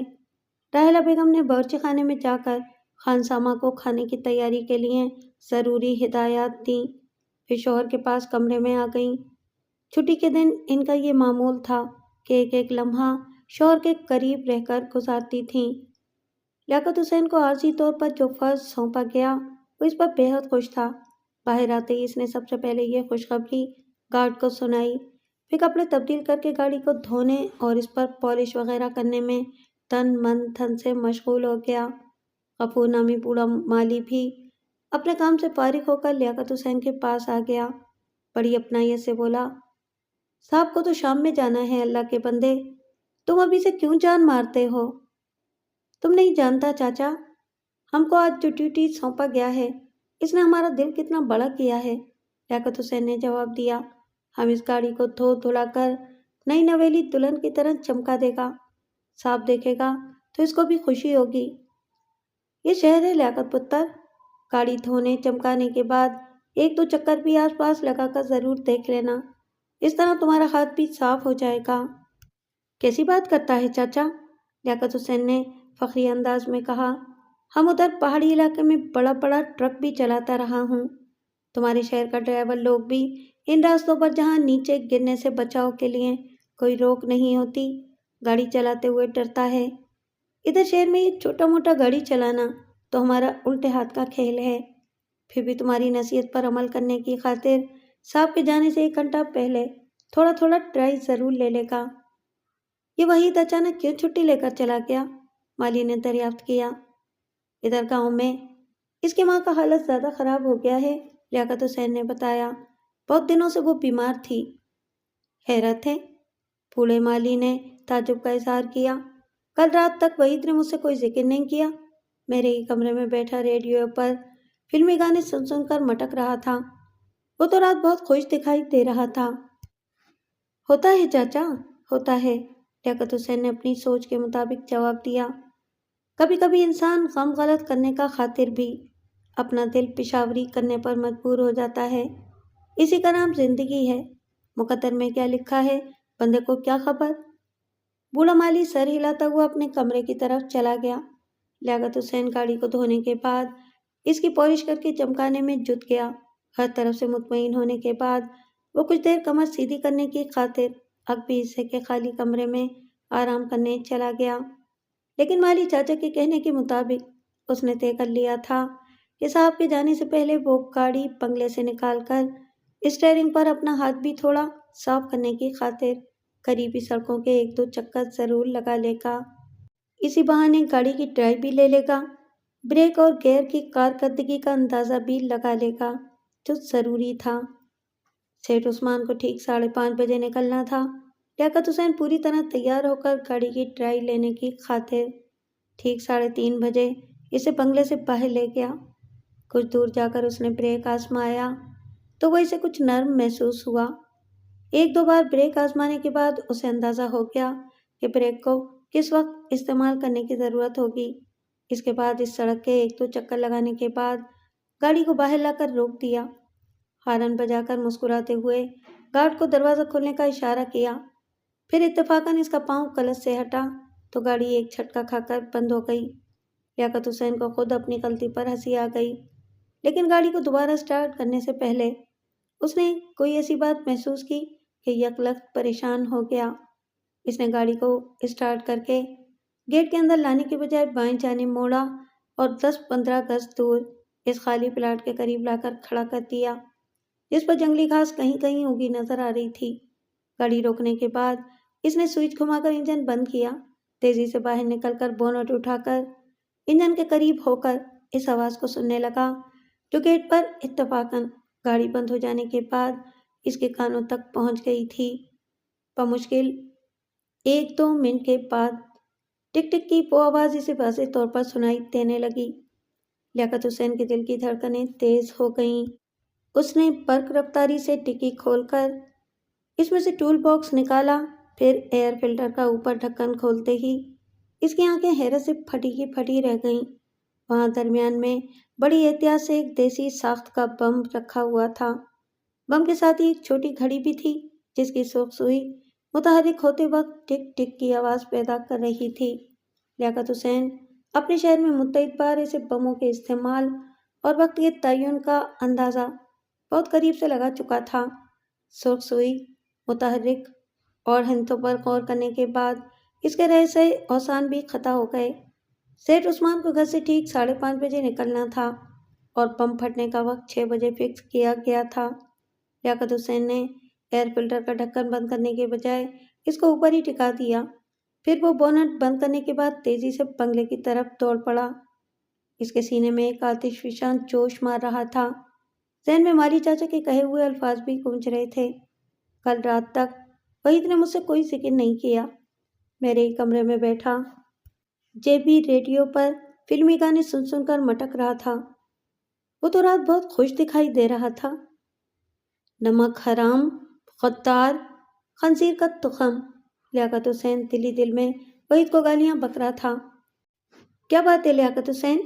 कार्ड ने इसकी बौखलाहट को महसूस करते हुए ताज्जुब से पूछा। तुमने गाड़ी को उधर क्यों छोड़ दिया? दरवाज़ा खोलो जल्दी, मुझे साहब से मिलना है। क्या हो गया? गार्ड ने फाटक खोलते हुए हैरत से कहा। कुछ हमको भी तो पता चले। इधर ही खड़े रहो और गाड़ी के करीब मत जाना। लियाकत हुसैन अपना जुमला मुकम्मल करते ही बंगले की तरफ भागा। फिर इसने तमाम एहतियात को बाला ताक रखकर दरवाजे पर लगे सफ़ेद स्विच पर अपनी उंगली पूरी कुव्वत से जमा दी। अंदर मुसलसल बजने वाली घंटी की आवाज़ इसे भी सुनाई दे रही थी। इसने स्विच से हाथ नहीं उठाया। 1 मिनट बाद ही एक मुलाजमा ने दरवाज़ा खोला। क्या बात है? इसने लियाकत को नागवार लहजे में मुखातिब किया। घंटी मुसलसल क्यों बजा रहे हो? क्या आफत आ गई? साहब को बुलाओ फौरन, लियाकत हुसैन ने झुल्ला कर कहा। हमको अभी मिलना है, जल्दी करो जल्दी। मुलाजमा उसकी वहशत को देखकर उल्टे कदमों मुंह में कुछ बुदबुदाती हुई अंदर चली गई। लियाकत हुसैन बेचैनी से बाहर ही टहलने लगा। इसका चेहरा गुस्से से सुर्ख हो रहा था। अगर वहीद कहीं सामने होता तो शायद साहब तक पहुंचने से पहले ही इसकी ज़िंदगी का चिराग गुल करने में 1 मिनट की भी ताख़ीर न करता। इसकी वहशत हर लम्हा बढ़ती जा रही थी। 2 मिनट बाद सेठ उस्मान के साथ साथ राहिला बेगम भी बाहर आ गईं। घंटी की मुसलसल आवाज़ ने इन्हें भी परेशान कर दिया था। क्या बात है लियाकत हुसैन? सेठ उस्मान ने लियाकत हुसैन के चेहरे पर तारी वहशत देखकर दरियाफ्त किया। तुम इस कदर परेशान क्यों नजर आ रहे हो? साहब, वो इधर आपका गाड़ी ठीक 6 बजे एक धमाके से उड़ जाएगा। क्या आप बुरी फाल ज़बान से निकाल रहे हो? राहिला बेगम ने दिल मिलाकर सवाल किया। तुम होश में तो हो? साहब, लियाकत ने राहिला बेगम की बात का जवाब देने के बजाय हाथ जोड़कर सेठ उस्मान से दरख्वास्त की। पुलिस को बुलाओ साहब, वो वहीद नमक हरामी करके फरार हो गया है। आपका गाड़ी में बम फिट कर गया है जो 6 बजे फट जाएगा। हम गाड़ी को बंगले से दूर खाली प्लाट पर छोड़कर आया है। लियाकत हुसैन की बात सुनकर राहिला बेगम सख्ते किसी कैफियत से दो चार हो गईं। लियाकत हुसैन की दीवानगी गवाही दे रही थी कि वो जो कुछ कह रहा है गलत नहीं कह रहा है। चलो मैं देखता हूँ, अभी तो 6 बजने में 2 घंटे। नहीं, खुदा के लिए नहीं। राहिला बेगम ने शौहर का हाथ थामकर मिन्नत की। आप इसी वक्त फौरी तौर पर अपने डीएसपी दोस्त को फ़ोन करें। मैं आपको किसी कीमत पर बाहर नहीं जाने दूंगी।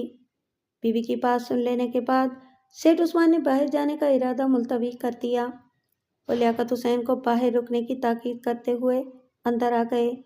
राहिला बेगम के मशवरे पर उन्होंने डीएसपी सिराज को फ़ोन मिलाना शुरू कर दिया। 2-3 नंबरों को आजमाने और दूसरी तरफ से बताए जाने वाले नए नंबरों को डायल करने के बाद बिलाखिर इनका राब्ता सिराज से हो गया। उन्होंने मुख्तसरन लियाकत हुसैन की दी हुई इत्तला सिराज के गोशगुजार कर दी। तुम खुद को और भाभी को भी गाड़ी से दूर रखो, किसी मुलाजिम को भी करीब जाने से रोको। मैं अभी बम डिस्पोजल स्क्वाड के एक वाकिफकार को लेकर जल्दी से जल्द पहुंचने की कोशिश करता हूँ। फिलहाल इसका तस्करा किसी और से न करना, सेठ उस्मान ने दरख्वास्त की। मैं मामले की नेज़ाकत और तुम्हारी पोजीशन समझ रहा हूँ, मेरे आने का इंतज़ार करो। सेठ उस्मान ने फ़ोन बंद करके बीवी की तरफ देखा, जिसके चेहरे का सारा हुस्न एक खतरनाक खबर सुनकर ही धुंधला गया था। उन्होंने बीवी को तसल्ली दी, फिर लियाकत हुसैन को अंदर बुलवाकर खामोशी से अपनी स्टडी में ले गए। राहिला बेगम भी शौहर के साथ थीं। लियाकत हुसैन ने सेठ उस्मान के इस्तफसार पर पूरी कहानी दोहराई। बूढ़े माली का वो जुमला भी बता दिया जो अभी तक इसके कानों में गुंबद की सदा की तरह गूंज रहा था। हैरत है, मुझे वहीं से ये उम्मीद नहीं थी। खुदा का शुक्र अदा करें कि लियाकत हुसैन बर वक्त काम आ गया। आप इससे बातें करें, मैं 2 रकअत शुक्राने के नफिल पढ़कर आती हूँ। और आप घर से बाहर कदम निकालने की गलती ना कीजिएगा, आपको मेरी कसम। राहिला बेगम पलटकर जल्दी में चली गईं तो सेठ उस्मान फिर हालात पर गौर करने लगे। कुछ देर खामोश रहे, फिर दोबारा लियाकत हुसैन की तरफ देखा जो हाथ बांधे खड़ा था। क्या तुम्हें पूरा यकीन है कि कार में बम फिट है? हमको पक्का यकीन है साहब, अपने शहर में कई ऐसी वारदातें अपनी आंखों से देख चुका हूँ। खुदा का शुक्र है कि अपना एक मामूली गलती ऐन वक्त पर काम आ गया, वरना। लियाकत हुसैन ने अपना जुमला मुकम्मल नहीं किया, वो बेहद जज्बाती नजर आ रहा था। कैसी गलती? बस कुदरत को मंजूर था साहब, लियाकत हुसैन ने नजरें झुकाकर संजीदगी से कल से पाँव हट जाने वाली गलती बयान कर दी। बेगम साहिबा ने मुझे जो काम सौंपा था, इसकी खुशी में मैं इतना मगन था कि एक छोटा सा भूल हो गया।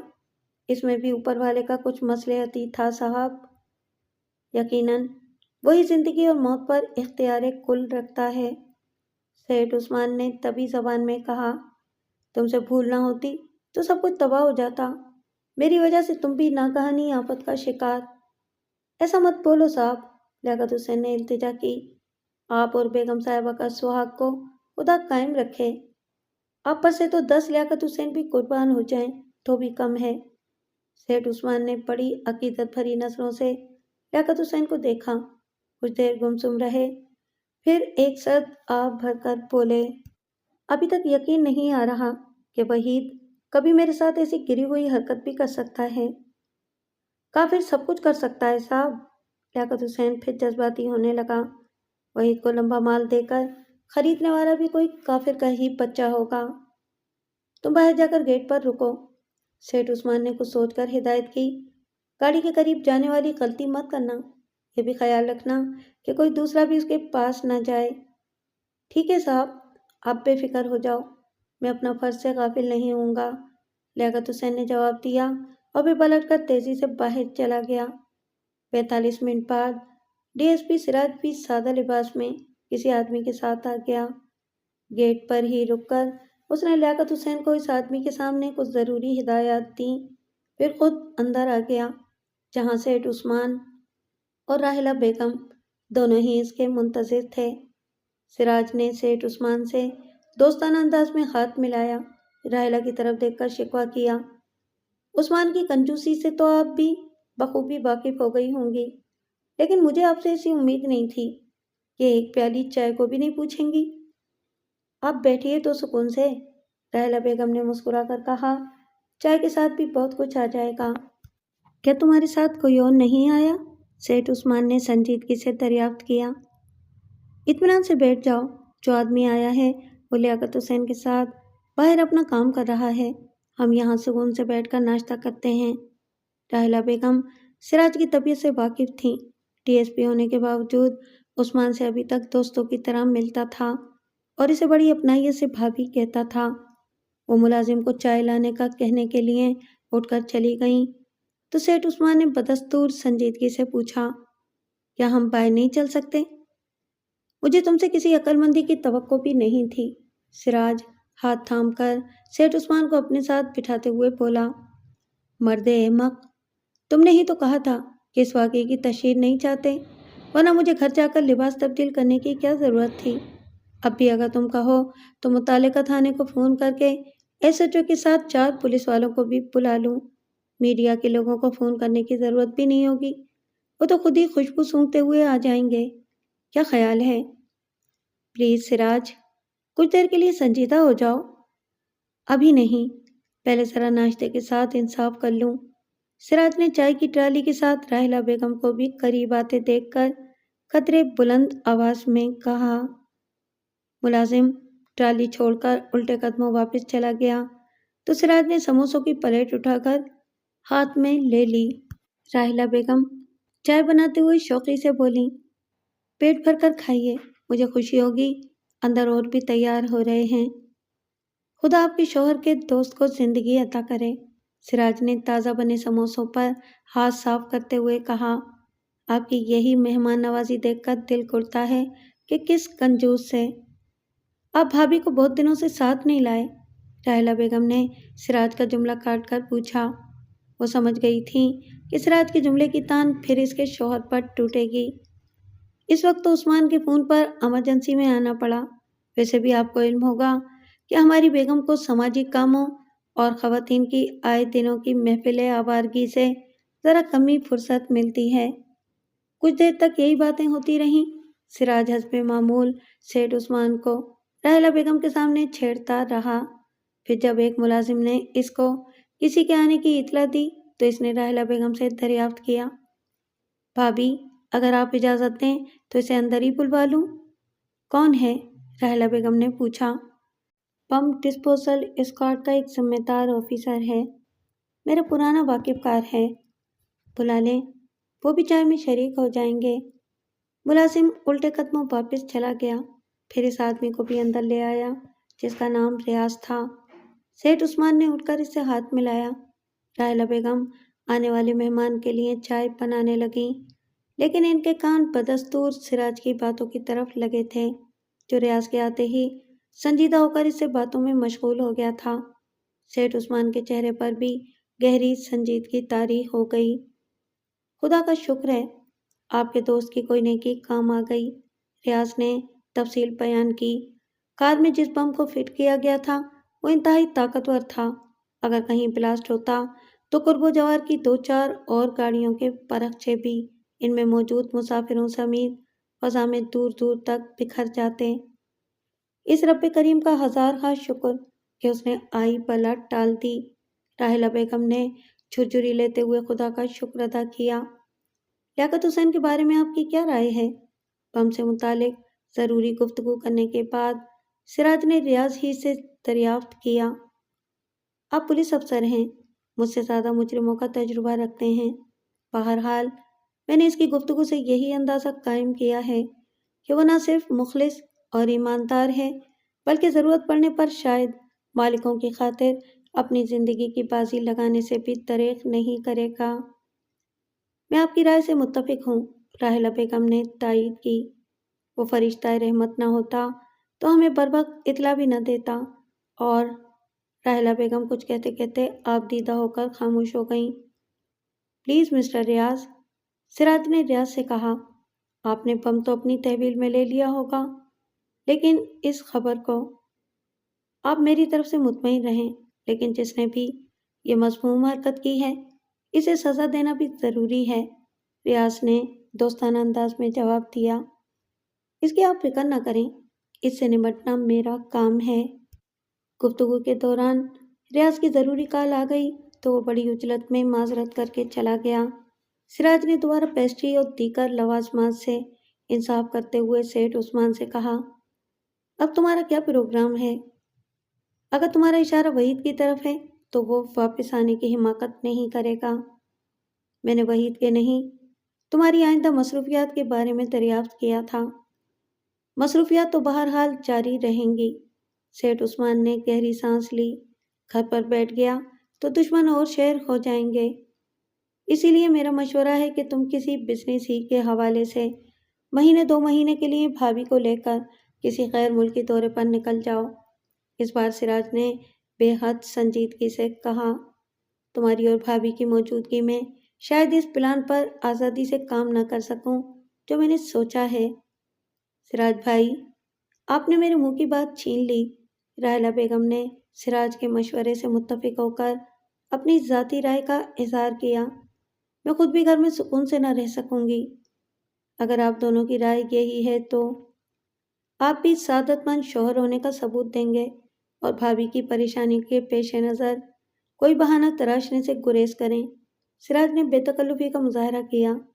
वैसे तुम्हारे चले जाने के बाद मुझे एक नुकसान ज़रूर होगा। वो क्या? सेठ उस्मान ने वजाहत चाही। भाभी की मेहमान नवाजी याद आती रहेगी। सिराज ने बड़ी अकीदत से राहिला बेगम को देखकर कहा तो सेठ उस्मान ने सुकून का सांस लिया। इस सिलसिले में आपको कोई परेशानी नहीं होगी। राहिला बेगम ने बड़ी अपनाइयत का इजहार किया। मैं किसी न किसी जिम्मेदार अजीज़ा को छोड़कर ही जाऊंगी। आप सिर्फ एक फ़ोन कर दें तो मेरी गैर मौजूदगी में भी आपकी खातिर तवाज़ो में कोई कमी नहीं होगी। क्या आप पूरा घर लुटवाना चाहती हैं? सेठ उस्मान ने पहली बार सिराज को छेड़ने की खातिर कहा। इससे बेहतर होगा कि 2 महीने के नाश्ते पानी का चेक लिखकर आप सिराज को दें और पूरे घर की खैर मनाएं। सुन रही हैं भाभी? सिराज ने उठते हुए मसनूई नाराज़गी का इजहार किया। आपके शौहर के इस जिल्लतआमेज सलूक के बाद अब मैं 1 मिनट भी नहीं ठहर सकता। राहिला बेगम मुस्कुराते हुए खड़ी हो गईं। सेठ उस्मान सिराज का हाथ थाम कर बोले, चलिए आपको बाहर तक छोड़ाऊं, वरना कहीं आप दोबारा न बैठ जाएं। बाहर आने के बाद सिराज ने एक बार फिर सेठ उस्मान को ताकीद की कि इस वक्त फौरी तौर पर वो अगर राहिला बेगम को लेकर कहीं सैरो तफरी के लिए चला जाए तो वो ज़्यादा आसानी से काम कर सकेगा। कोई प्लान है तुम्हारे जहन में? हाँ, सिराज ने खालिस पुलिस वालों जैसे अंदाज में कहा। वही सिर्फ एक मोहरा था जिसे इस्तेमाल किया गया। असल जड़ यकीनन अफजल खान होगा। मेरे पास इसकी एक फ़ाइल मौजूद है जिसको शेख हामिद अपने ताल्लुकात की वजह से अब तक दबाता रहा। तुम्हारे जाने के बाद मैं किसी पुराने हवाले से इसे मुलाकात करूँगा। तुम जानते हो कि मेरी मखसूस मुलाकात ज़रा दूसरे किस्म की होती है।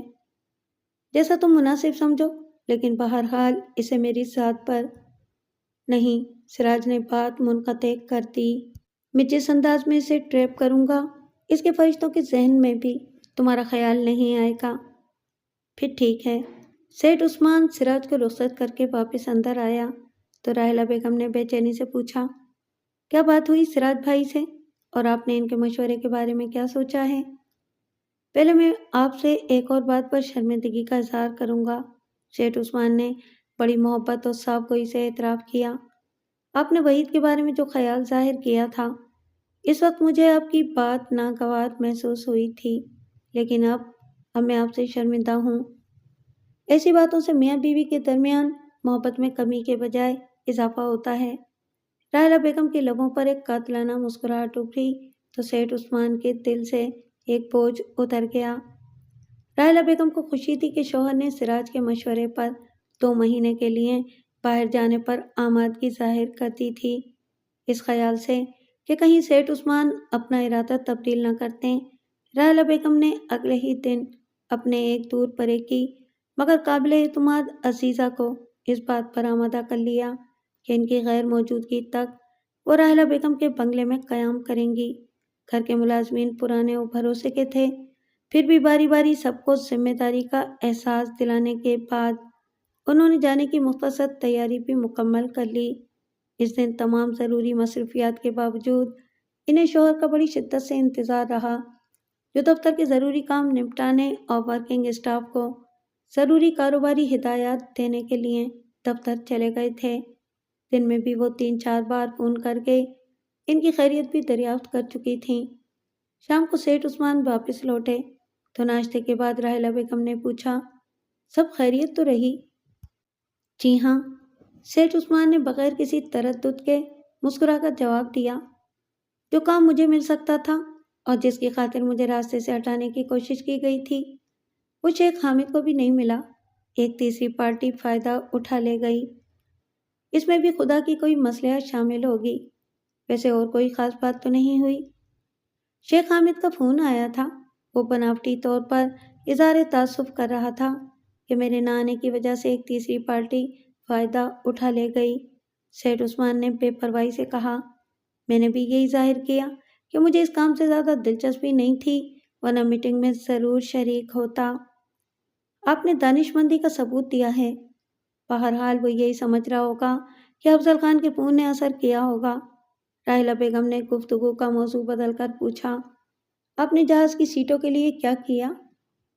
آپ کا کوئی بھی حکم میں نے آج تک ٹالا ہے جو اب اس کی جسارت کروں گا؟ سیٹھ عثمان نے بالغانہ انداز اختیار کیا۔ اگر سیٹ بک ہو گئی تو ہم 2 روز بعد روانہ ہو جائیں گے۔ میں نے ٹریولنگ ایجنٹ سے بات کر لی ہے۔ میں نے بھی آج ہی ساری تیاری مکمل کر لی ہے۔ صرف ایک کام رہ گیا ہے۔ اب آپ آ گئے ہیں تو وہ بھی کیے لیتی ہوں۔ ایسا کیا کام ہے جو میری موجودگی کے بغیر ہو نہیں سکتا؟ سیٹھ عثمان نے بیوی کی آنکھوں میں جھانکتے ہوئے شوخی سے پوچھا۔ پلیز، راحلہ بیگم نے قدرے شرما کر کہا، آپ ایسا کریں کہ لیاقت حسین کو اندر بلوا لیں۔ خیریت؟ ابھی تک ہم نے اسے کوئی انعام نہیں دیا جس کا وہ مستحق ہے۔ یہ خیال کل میرے ذہن میں بھی آیا تھا، لیکن میں نے فوری طور پر اسے پورا کرنے کا ارادہ ترک کر دیا، اس لیے کہ لیاقت حسین جانثار ہونے کے ساتھ ساتھ حساس اور غیور بھی ہے۔ بہرحال میں اسے بلواتا ہوں، لیکن اس بات کا ذرا خیال رکھیے گا کہ اس نے ہمارے ساتھ جو نیکی کی ہے اس کا مول نہیں کیا جا سکتا۔ اس کا احسان ہم شاید کبھی نہ اتار سکیں۔ 10 منٹ بعد لیاقت حسین نظریں جھکائے راحلہ بیگم اور سیٹھ عثمان کے سامنے اندر لاؤنج میں کھڑا تھا۔ لیاقت حسین، راحلہ بیگم نے سنبھل کر گفتگو کی ابتدا کی، کل جو سراج صاحب آئے تھے وہ تمہارے صاحب کے ہم جماعت رہ چکے ہیں۔ ان کے مشورے پر 2-3 روز بعد ہم لوگ 2 مہینے کے تفریحی دورے پر جا رہے ہیں۔ آپ کا فیصلہ ایک دم ٹھیک ہے بیگم صاحبہ، لیاقت حسین نے نظریں جھکائے ہوئے تبیض زبان میں جواب دیا۔ جب حالات گرما گرم ہوں تو پھر اوپر والے نے بھی یہی حکم دیا ہے کہ اپنا زندگی کی خاطر وقتی طور پر دشمن کے سامنے سے دور ہو جاؤ۔ کیا خبر کل نیلی چھتری والا اس کافر کو بھی شرمندہ کر دے جو صاحب کے لیے برا سوچ رہا تھا۔ میں نے سارے ملازموں کو ضروری ہدایات دے دی ہیں کہ ہمارے جانے کے بعد بنگلے کا خیال رکھیں، راحلہ بیگم نے کہا، اور پھر ایک بند لفافہ لیاقت حسین کی طرف بڑھاتے ہوئے بولیں، اس میں کچھ رقم ہے جو ہماری غیر موجودگی میں کام آ سکتی ہے، اسے ایڈوانس تنخواہ نہ سمجھنا۔ پھر لیاقت حسین نے نظر اٹھا کر سیٹھ عثمان کی طرف دیکھا۔ اس کے نگاہوں میں بے چینی اور کر دونوں شامل تھے۔ دیکھو لیاقت حسین، سیٹھ عثمان نے کہا، دنیا میں کوئی بھی رقم کسی کے خلوص یا قربانی کا نعم البدل نہیں ہو سکتی، لیکن ہر مسلمان کا کچھ اخلاقی فرض بھی ہوتا ہے۔ میں سمجھ رہا ہوں صاحب، لیاقت حسین نے دبی زبان میں جواب دیا، ہم آپ کا ملازم ہیں، آپ یا بیگم صاحبہ کے کسی حکم سے انکار نہیں کر سکتا۔ لیکن وہ جملہ مکمل نہ کر سکا، اس کی پلکیں بھیگنے لگیں۔ تم چپ کیوں ہو گئے؟ سیٹھ عثمان نے بڑی اپنائیت سے کہا، صاحب ہم غریب ضرور ہیں، لیکن اتنا جانتا ہوں کہ کسی نیکی اور فرض کو ادا کرنے کے بعد بندہ اگر اس کا مول تول کر لے تو اللہ کو یہ بات اچھا نہیں لگتا۔ سیٹھ عثمان کو پہلے یہ احساس تھا کہ لیاقت حسین غیور طبیعت کا مالک ہے۔ ان سے کوئی جواب نہ بن پڑا تو راحلہ بیگم نے لیاقت حسین سے بڑی انکساری اور اپنائیت سے سوال کیا، لیاقت حسین، تم مجھے کیا سمجھتے ہو؟ آپ اس گھر کا مالکن ہیں بیگم صاحب؟ کیا مسلمان ہونے کے باوجود میرے اور تمہارے درمیان صرف مالکن اور ملازم کا رشتہ ہے اور کوئی نہیں؟ لیاقت حسین ایک پل کو گڑبڑا گیا، پھر مدھم لہجے میں بولا، ہمارے سرکار کا کہنا ہے کہ سب مسلمان ایک دوسرے کا بھائی ہے، اس لیے کسی دوسرے کو حقیر نہ سمجھو۔ پھر تم نے غلط اندازہ کیوں قائم کر لیا؟ راحلہ بیگم نے لیاقت حسین کو کہی ہوئی بات سے فائدہ اٹھاتے ہوئے کہا، کیا تم مسلمان ہونے کے ناطے میرے بھائی اور تمہاری بیوی میری بہن نہیں ہو سکتی؟ کیوں نہیں ہو سکتا بیگم صاحبہ؟ لیکن لیکن کو چھوڑو اور ایک بہن کی طرف سے دوسری بہن کے لیے اس رقم کو تحفہ سمجھ کر قبول کر لو۔ اگر انکار کیا تو مجھے دکھ ہوگا۔ بیگم صاحبہ کا کہنا میں بھی کبھی نہیں ٹالتا لیاقت حسین، سیٹھ عثمان نے خندہ پیشانی سے کہا۔ تم بھی انکار نہ کرو۔ لیاقت حسین ایک لمحے کے لیے ہچکچایا اور پھر اس نے لفافہ تھام لیا۔ آج میں تمہیں ایک ذمہ داری اپنا سمجھ کر سونپ رہی ہوں۔ راحلہ بیگم نے لیاقت حسین کے تاثرات کا اندازہ لگاتے ہوئے اس کی گھٹن کم کرنے اور اپنی دلی خواہش کے پیش نظر کہا، ہماری غیر موجودگی میں تمہیں تمام تر اختیارات ہوں گے۔ تم ہمارے جانے کے بعد ہر بات کا خیال رکھو گے۔ آپ اس کا فکر نہ کریں بیگم صاحبہ، ہم آپ کو کبھی مایوس نہیں کرے گا اور یہ ایک مسلمان کا وعدہ ہے۔ کچھ دیر بعد لیاقت حسین سلام کر کے چلا گیا تو راحلہ بیگم کے علاوہ سیٹھ عثمان نے بھی سکون کا سانس لیا۔ ذمہ داریاں بڑھ جانے کے بعد لیاقت حسین اکثر دیر سے گھر آنے لگا، لیکن آج اسے خلاف توقع کچھ زیادہ ہی دیر ہو گئی تھی۔ گل خان کی بیوی 9:30 بجے رات تک فرین کے پاس رہی اور پھر اپنے گھر چلی گئی۔ فرین نے زرینہ کے جانے کے بعد لالٹین کو اٹھا کر ایک طرف رکھا، پھر بستر پر لیٹ کر لیاقت حسین کے بارے میں سوچنے لگی۔ لیاقت حسین کے ساتھ شادی کرنا اس کی دلی خواہش تھی اور اس سودے میں اسے گھاٹا بھی نہیں ہوا تھا۔ کچھ دن تنگی توشی میں ضرور گزرے، پھر خدا نے اس کی سن لی۔ سیٹھ عثمان کے ہاں ملازمت مل جانے کے بعد اسے کسی بات کی فکر نہیں رہ گئی تھی۔ چوکیداری کے بعد لیاقت حسین کو بڑے صاحب کی ڈرائیوری کا فرض سونپا گیا تو اس کی تنخواہ بھی 4,000 کے بجائے پورے 5,000 ہو گئی تھی۔ فرین نے اس روز بھی شکرانے کے 2 نفل ادا کیے تھے اور اس وقت بھی اس وحدہ لا شریک کے حضور سجدہ ریز ہو کر بڑی عاجزی سے گڑ گڑا کر اس کا شکریہ ادا کیا تھا۔ جب اس کے شوہر کی وفاداری پر ایک مسلمان کہہ کر کسی بہن نے 10,000 کی خطیر رقم اس کے ہاتھ پر آنکھ بند کر کے رکھ دی تھی، پھر اس روز اسے راحلہ بیگم کے اندر چھپی وہ پرخلوص عورت بھی نظر آ گئی۔ جب روانگی سے پہلے اس نے فرین کو گھر بلا کر اسے ایک بہن کہہ کر گلے لگایا تھا۔ یہ وہ اعزاز تھے جو اسے اور اس کے شوہر کو خدا کی مرضی سے عطا ہوئے تھے۔ فرین چارپائی پر لیٹی انہی باتوں کو یاد کر رہی تھی جب اسے مکان کی عقبی کھڑکی کی طرف سے جو قبرستان کی سمت کھلتی تھی کسی کی آواز ایسی مدھم سنائی دی جیسے کوئی خوش ہو کر ہنس رہا ہو۔ فرین ہنسی کی اس آواز پر چونکی۔ آج تک اس نے قبرستان کی جانب سے متعدد بار رونے دھونے سسکیوں اور آہوں کی آواز سنی تھی، لیکن آج کسی کے گھٹے گھٹے انداز میں ہنسنے کی آواز سن کر اسے تعجب بھی ہوا۔ پھر رات کے 11 سوا 11 بجے اسے پہلی بار ہی قبرستان کی طرف سے ایسی کوئی آواز سنائی دی تھی۔ دن بھر وہ پردے کے خیال سے کھڑکی بندی رکھتی تھی، لیکن عشاء کی اذان کے بعد اسے ہوا آنے کی خاطر کھول دیتی تھی۔ اس نے کھڑکی پر ایک ہلکے سیاہ کپڑے کا پردہ بھی سی کر ڈال دیا تھا۔ فرین نے اٹھ کر لالٹین کی روشنی مدھم کی، پھر دبے قدموں کھڑکی کے قریب آ گئی۔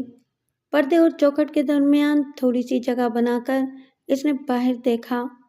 اندھیرے کے سبب کچھ دیر تک تو کچھ بھی نظر نہ آیا، پھر وہی کھوٹی کھوٹی ہنسی کی آواز دوبارہ ابھری تو فرین نے اس انسانی حیولے کو دیکھ لیا جو کھڑکی سے تقریباً 10 گز دور اس طرح اٹھتا نظر آیا جیسے کسی منہدم قبر سے کوئی مردہ برآمد ہوا ہو۔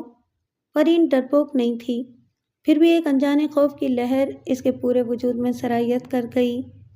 اس کے بعد اس نے حیولے کو ایک عجیب حرکت کرتے دیکھا۔ وہ اپنا لباس اتار کر کندھوں پر ڈال رہا تھا۔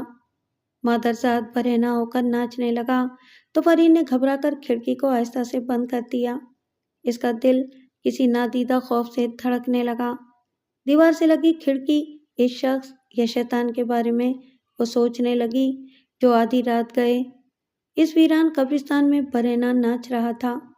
وہ خوف سے سہمی اس کے بارے میں غور کر رہی تھی